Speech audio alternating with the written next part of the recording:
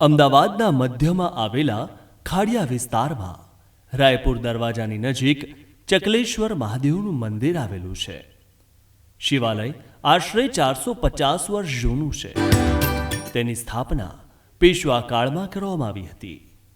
પહેલા નાની દેરી બનાવવામાં આવી હતી. બાદમાં બીજી વાર કાચનું મંદિર બનાવવામાં આવ્યું હતું અને 70 વર્ષ પહેલા ત્રીજી વાર આ મંદિરનો જીર્ણોદ્ધાર કરવામાં આવ્યો હતો. ચકલેશ્વર મહાદેવ ગુજરાતનું એકમાત્ર એવું મંદિર છે જેનો 3 વાર જીર્ણોદ્ધાર કરવામાં આવ્યો છે.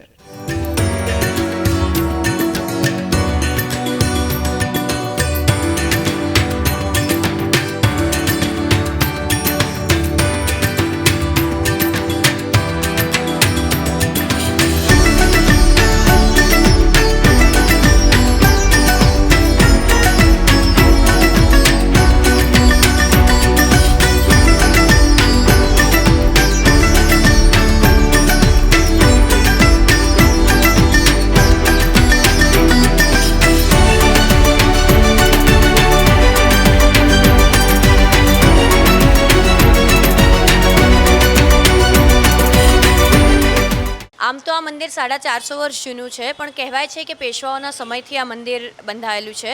સૌથી પહેલાં એક નાની ડેરી હતી અને પછી અમે બધા જ જે પહેલાંના જે ટ્રસ્ટીઓ હતા અને અહીંના જે એટલે આખું જે ગામ કહેવાય રાયપુર અમારું, બધાએ ભેગા થઈને અમારું મંદિર બનાવ્યું છે.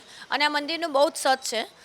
અને પહેલાં 50 વર્ષ સુધી તો અહીંયા શિવરાત્રિનો જે ઉત્સવ થતો હતો એમાં ગિરનારથી અને આખા ભારતમાંથી સાધુ સંતોને બધા અહીંયા આવતા હતા. અને હવે ફરીથી અમે લોકોએ અમારું જે મંદિર પ્રતિષ્ઠા જે હતી એને જાળવી રાખવા માટે અમે હવે પ્રયત્ન કરી રહ્યા છીએ અત્યારે બહુ જ સરસ રીતે.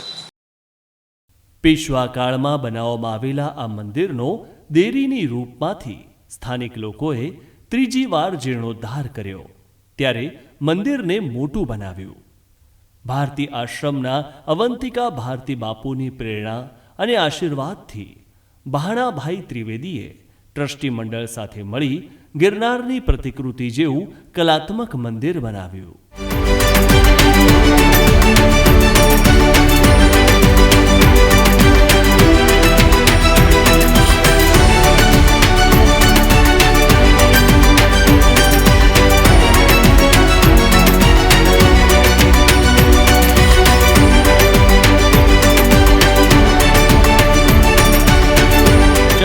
મહાદેવ મંદિરની બહારની બાજુએ એક તરફ ગણેશ ગજાનન બિરાજમાન છે, જ્યારે બીજી તરફ હનુમાન દાદા બિરાજમાન છે.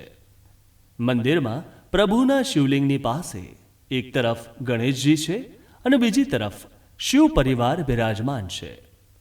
વારે તહેવારે મંદિરે અનેક કાર્યક્રમોનું આયોજન કરવામાં આવે છે, જેમાં સંગીત સંધ્યાનું પણ આયોજન કરવામાં આવે છે અને દેશના નામી સંગીતકારો વિના મૂલ્યે લોકોને સંગીત પીરસીને પોતે પણ મહાદેવની ભક્તિ કર્યાનો અહેસાસ કરે છે.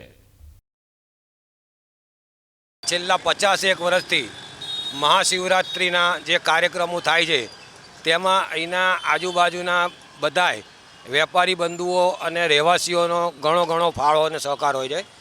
એની અંદર લોક ડાયરો, સાંસ્કૃતિક કાર્યક્રમો અને અનેકવિધ કાર્યક્રમોનું આયોજન થાય છે.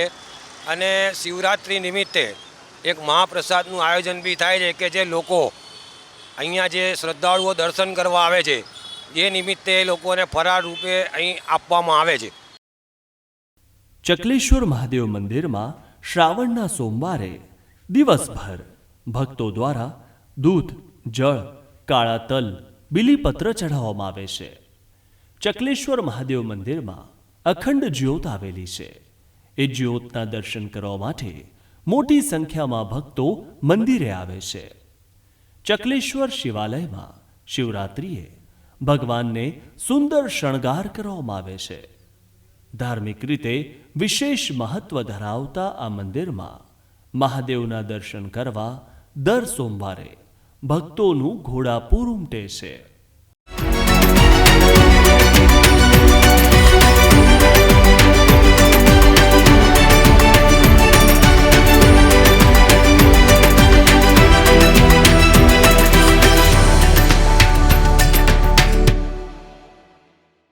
અમે વર્ષોથી 3 પેઢીથી અહીંયા રહીએ છીએ અને વર્ષોથી પહેલાં ડેરી હતી, પછી કાચનું મંદિર હતું અને પછી આ નવું મંદિર બન્યું. ત્યારથી અમે ડેલી ટુ ડેલી પૂજા કરીએ છીએ. અમારે વર્ષોથી અમારી પેઢી અહીંયા જ રહે છે. અમારું ઘર મંદિર પાસે જ છે અને રાત્રે ભજન કીર્તનમાં પણ આવીએ છીએ શ્રાવણ મહિનામાં. બાળપણથી નિયમિત મંદિરે દર્શન કરવા આવતા ભાવિકો શહેરમાં બીજે સ્થળાંતર થયા બાદ વારે તહેવારે ચકલેશ્વર મહાદેવના દર્શન કરવા અચૂક આવે છે. શ્રાવણ માસ દરમિયાન અહીંયા શ્રદ્ધાળુઓની ભીડ જામે છે. મંદિરમાં લઘુરુદ્ર તથા મહારુદ્રનું આયોજન કરવામાં આવે છે. સંગીતમય સુંદરકાંડની ઉપાસનાનું પણ આયોજન કરવામાં આવે છે અને આનંદના ગરબા તથા ભજનનો કાર્યક્રમ પણ કરવામાં આવે છે, જેનો દરેક દર્શનાર્થી લાભ લઈ ધન્ય થાય છે.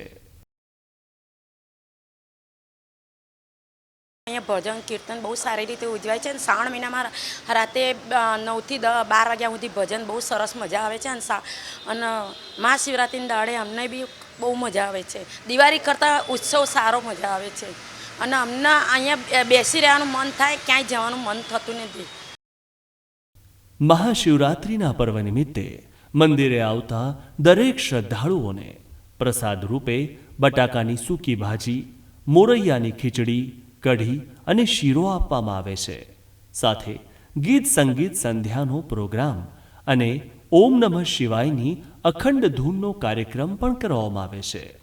હાલ જ્યાં મહાદેવનું મંદિર છે તે જગ્યા પેશવા કાળમાં સાબરમતીના તટ પર હતી અને મીરાબાઈએ પણ આ મંદિરે રાત્રિ રોકાણ કરી ભજન કર્યાની લોકવાયકા છે. આ ચકલેશ્વર દાદા કમસે કમ 500-700 વર્ષ જૂના પેશવાઓના ટાઈમનું છે.